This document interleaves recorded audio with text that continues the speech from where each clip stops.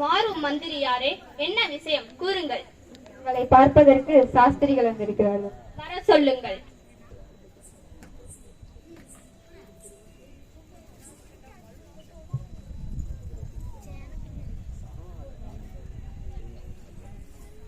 ராஜாவிற்கு வந்தனர். வாரும் சாஸ்திரியார்களே, தங்கள் வருவதன் காரணம் என்ன?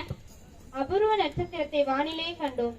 அப்படியே பெத்லகேமிலே ராஜா ஒருவர் பிறந்திருப்பதாக சாஸ்திரம் கூறப்படுகிறது. அவரை பணிந்து கொள்ள நாங்கள் வரோம். என்ன, ராஜா பிறந்திருக்கிறாரா? சரி, அவரிடம் போய் வணங்குங்கள், பணியுங்கள், பிறகு என்னிடம் வந்து கூறுங்கள். நானும் போய் அவரிடம் பணிகிறேன். அப்படியே ஆகட்டும், உத்தரவு பெற்றுக் கொள்கிறோம்.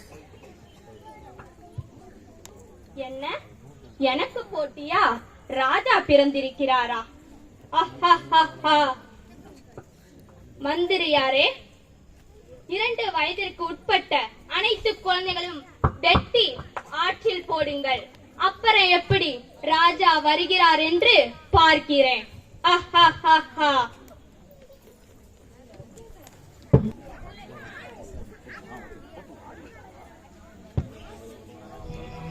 அன்புள்ள தியோப்பிலுவே, எங்களுக்குள் நடந்த அநேக உண்மையான சம்பவங்களை நீங்கள் அறிந்து கொள்ள வேண்டும் என்று இதை எழுதுகிறேன்.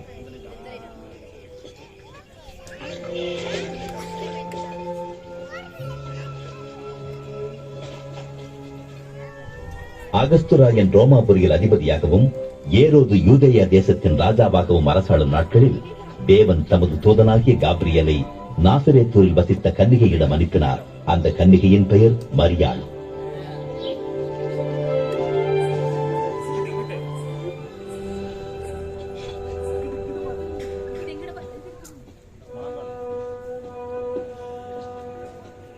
மரியாளே, பயப்படாது.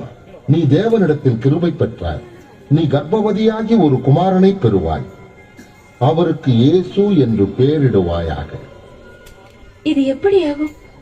நான் ஒரு கன்னிகை. பரிசுத்த ஆவி உன்மேல் வரும்.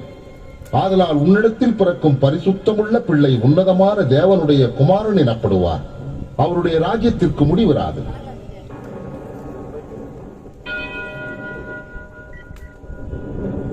மரியாளை மனைவியாக ஏற்றுக்கொள்ள தயக்கம் வேண்டாம். அவள் பரிசுத்த ஆவியின் வல்லமையால் கருவுற்றிருக்கிறாள். ஒரு ஆண்மகவை பெற்றெடுப்பாள்.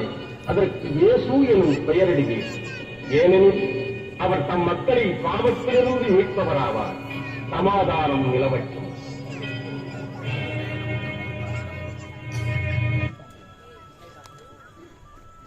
அனைவரும் குடிமதிப்பெழுத வேண்டும் என்று அகஸ்திராயனால் கட்டளை பிறந்துள்ளது.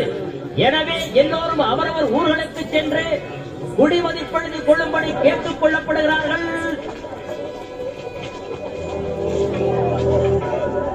பெத்லகேமில் அவர்களுக்கு இருந்தது.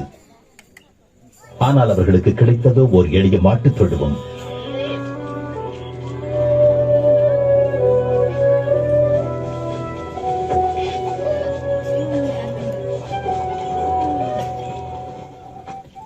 அப்பொழுது அந்த தேசத்தின் சில மேய்ப்பர்கள் இரவிலே வயல்வெளியில் ஆடுகளை காத்துக் கொண்டிருந்தார்கள். தேவதூதன் அவர்கள் முன் தோன்றினான்.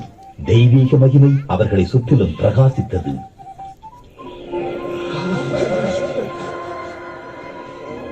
பயப்படாதிருங்கள். இன்று கர்த்தராகிய கிறிஸ்து என்னும் இரட்சகர் உங்களுக்காக தாவீதின் ஊரிலே பிறந்திருக்கிறார்.